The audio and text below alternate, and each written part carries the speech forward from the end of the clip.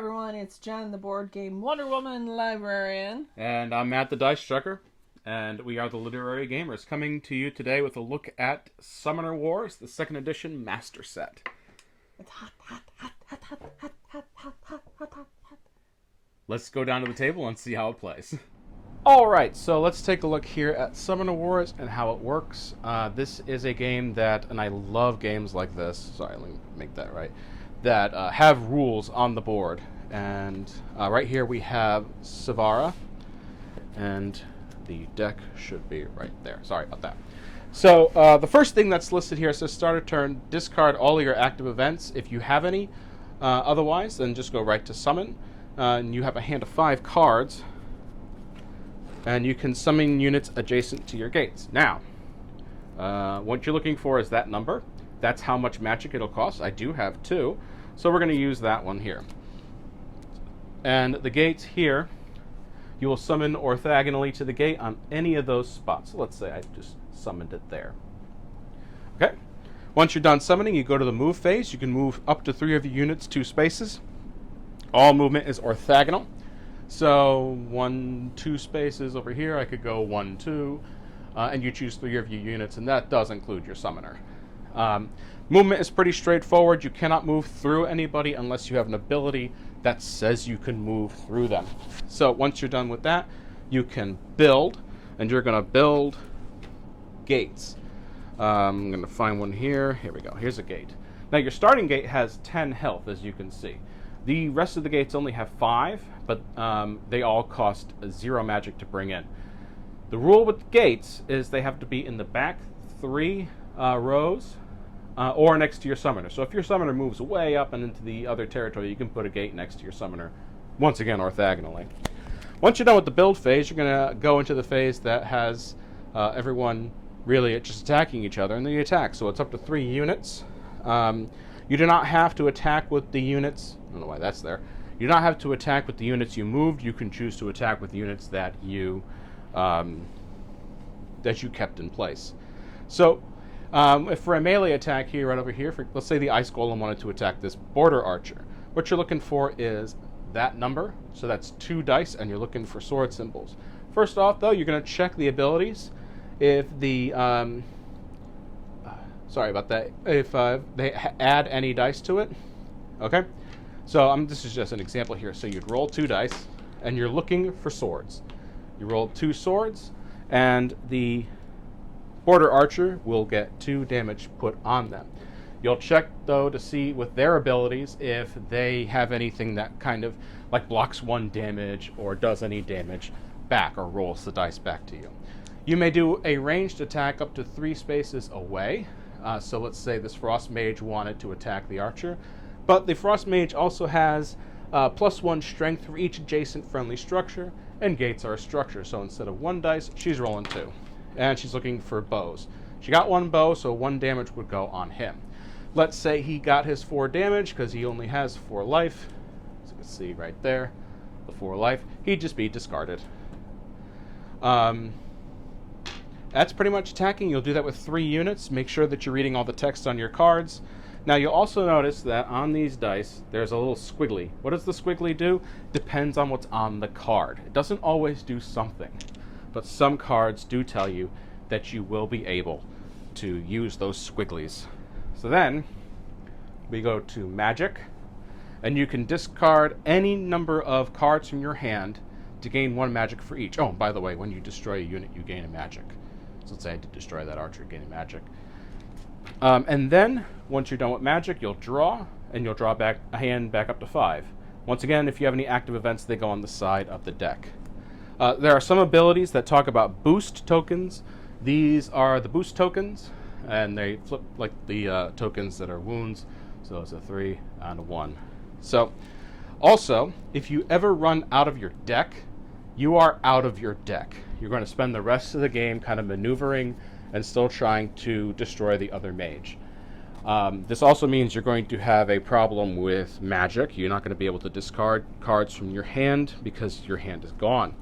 So just keep that in mind. The game will go until somebody's summoner is destroyed, and that's pretty much how you play Summoner Wars. And like I said, I'm going to leave these people for you to discover on your own. The box comes with 6.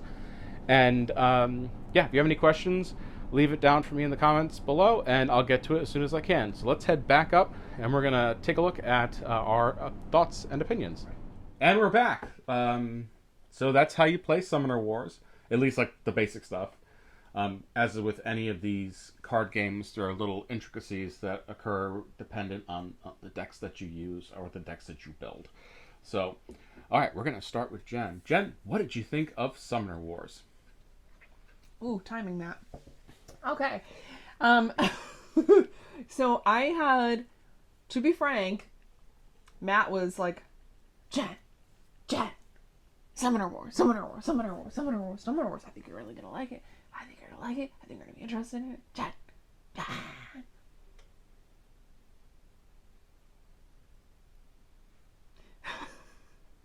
So, a review copy came in. Thank you, Plaid Hat. And not that I was ambivalent on it when we sat down to play. I was like, okay, all right, like, okay, I don't know what the big fuss is about Summoner Wars. Of course, you know, Quinn's from Shut Up and Sit Down raves about this, loves it, did a redo review of the new version. And I like it. Matt? If I could play this game every day for the rest of my life, I would. And thankfully, we've got new decks coming from Plaid Hat. I think 2 new summoners are on their way. So that should just be the end of our review. Yep, that's it. Bye. Bye.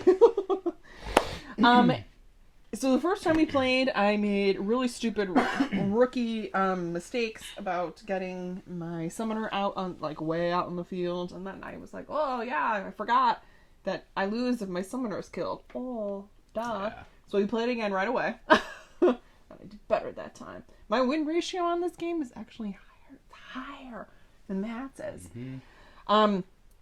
I like playing characters several times in a row, too, because the first time through the deck, I feel like I don't necessarily understand the intricacies or how things work. And we made this review based on the decks that came pre-made. Yeah. So again, I'm not doing any of that stuff, so don't at me about deck construction. I don't care. I'm gonna get sassy now, because I had a comment on that before with Ashes. I don't care. So, yes, we're using pre-constructed decks. I've played almost all of I've definitely played all of the ladies. Yes.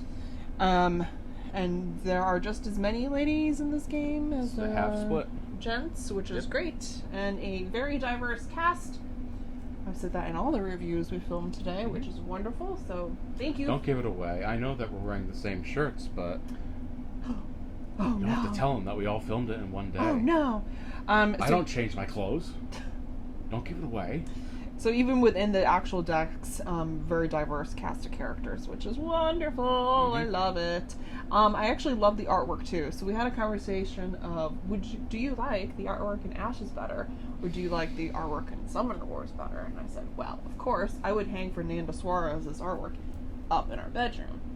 This is good. I like it a lot. It's more cartoony. Which is fine. Which is fine. I'm not saying that's a bad thing. That Ash's artwork is gorgeous. Yeah. Oh, Fernanda. Call me, girl. So yes, I think it's very dynamic artwork. I think it fits in with the theme of the deck very well, too. I think the original set was a bit more realistic artwork. This one, that's fine. That's fine. That's fine. We did have, the last game that we played, I think, or one of the last few games that we played, it wasn't necessarily a good match of characters between. The game went on a long time. Like over an hour. And Matt and I are not indecisive folks over here. So, we both decked and had to wait till one of us got killed. Yes. So I guess if that's how you generally like to play, then cool. Yeah. So you wrote a review of this for the game store that you work part-time at, the Portal in Manchester, Connecticut. What else did you have to say in your review, Matt? Ooh. What else did I have to say? That was a while ago. It was like earlier this week. I know, it was a while ago. Just that the way it works is so interesting and intuitive. You say, hey, let's go play Summoner Wars. It's a card game, and then you pull out this grid-style board. People are kind of caught off guard a little bit at first, but then once they start getting into it, it's really nice. Summoner Wars also falls into that category that I really, really like. That most of the rules you need to know are printed on the board. So when it's your turn, you just follow the line of events, and that's it. And there, like I said, there's some intricacies, but everything you pretty much need to know, just follow the line of events on the board. On the cards, too. Yeah, and do what the card says, you know? I love that. How many dice do I roll? Well, if it's arranged, you can shoot up to 3 spaces, and the amount of dice you roll is how strong your character is. Sometimes it's only 1, and you just roll 1 dice, but still, it is so, like I said, intuitive, and it's got a very elegant design. I think so. When we pulled out the board, I went, oh no. Like, because Monolith Arena and Tash Kalar have similar... Don't they have boards like that? They do. I would argue that Tash Kalar isn't really like a thematic-driven game. It's more of a variation on Go, right? Oh, that's true. Right. But I guess I'm thinking of that head-to-head combat card. Mm-hmm. But this is card and dice-driven, too. So I was a little scared. Because Monolith Arena is more your favorite than it is mine.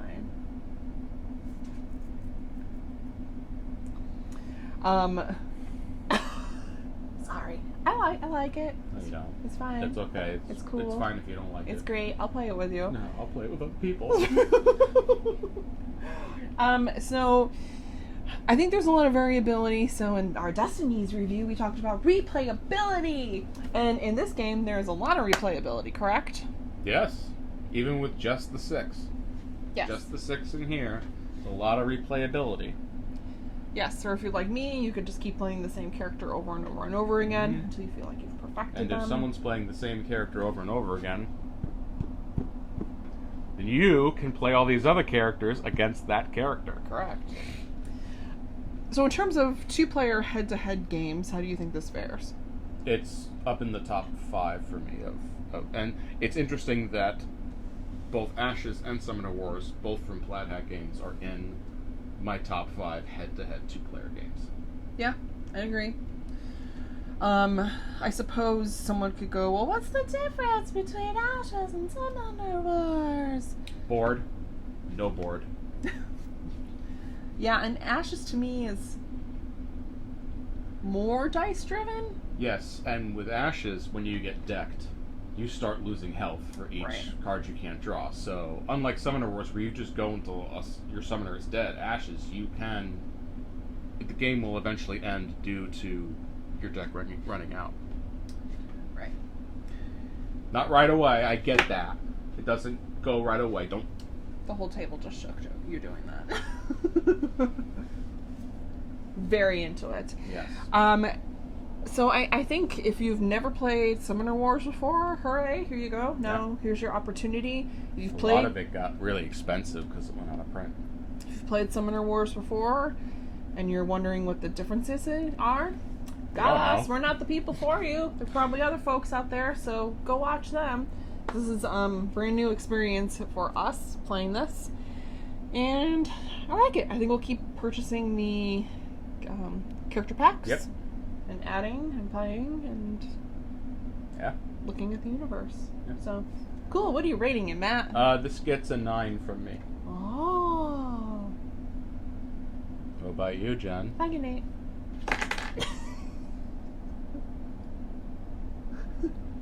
It's good. That's good. 8 is good. I think an 8 is a keeper. I mean, it should be like a 10 because I win all the time. So. Right. Why is it a 10? It's not my favorite game. And my favorite game isn't even a 10, so... So, understand that when you're listening to Jen's rating system. True. Her favorite game of all time is not a 10. So, anywho, alright, that's great. Yeah. Don't forget to do the things. You know what I mean by doing the things. Thank you for doing the things. Bye. Bye.